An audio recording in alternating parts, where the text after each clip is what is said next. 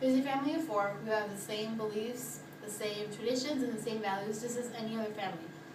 And I'm pretty sure it's just like your family. This family wants a better education for themselves, better education for their children, better paying jobs, and just better opportunities in general overall. They share the same beliefs just like every other American family does. The only difference with them is that they are from Mexico. They came to the United States here legally on a work visa, but that visa has recently expired, so now they are here illegally. Now, just like any other American citizen, they pay their taxes.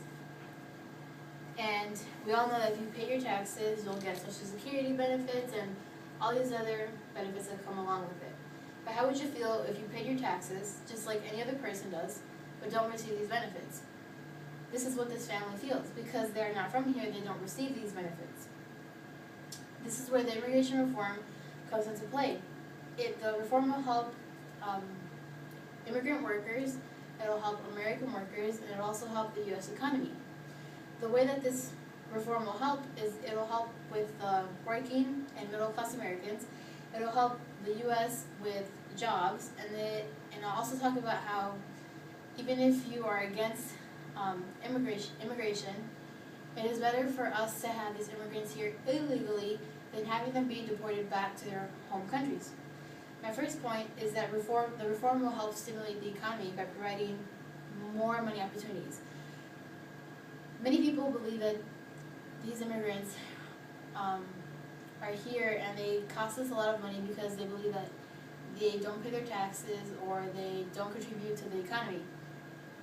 But if these workers that are here illegally become legalized, they will earn higher wages, and they'll also raise wages for all Americans by $470 billion. And not only that, but it'll also increase the gross domestic product by $832 billion over a decade. Now the problem going on now is that the baby boomers that were born back then are now either going into retirement or are already in retirement, and there is sort of a crisis with money for their funding for their retirement.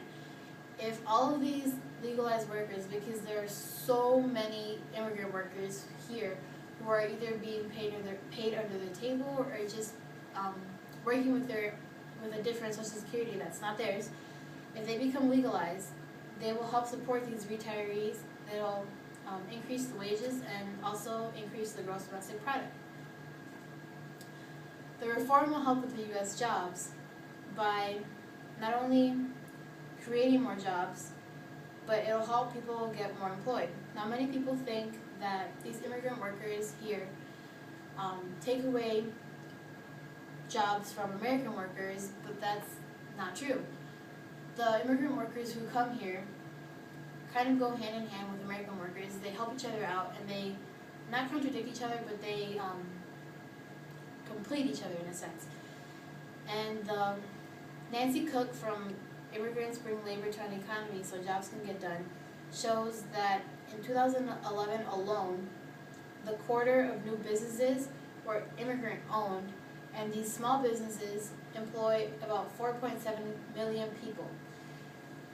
Now, if we educate these people here and they come here to get better opportunities, wouldn't it make sense for us to let them stay and help us create our economy to become even more high standards than, as to say, having them leave and helping their own countries, since they come here for a reason anyways?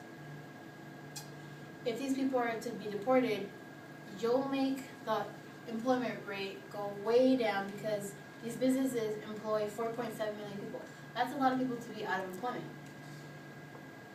My third point is that if you are against immigration, it is better to have these immigrants here illegally than having them being deported back to their home country.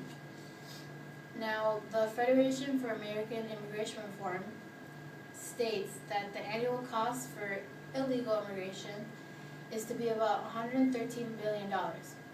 But the Center for American Progress appeals that and estimates that if you were to deport all these people, it would come out to be $206 billion to $230 billion over 5 years.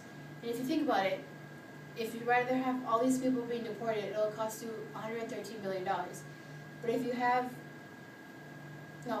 all these people being deported, it'll cost you $206 billion to $230 billion over 5 years.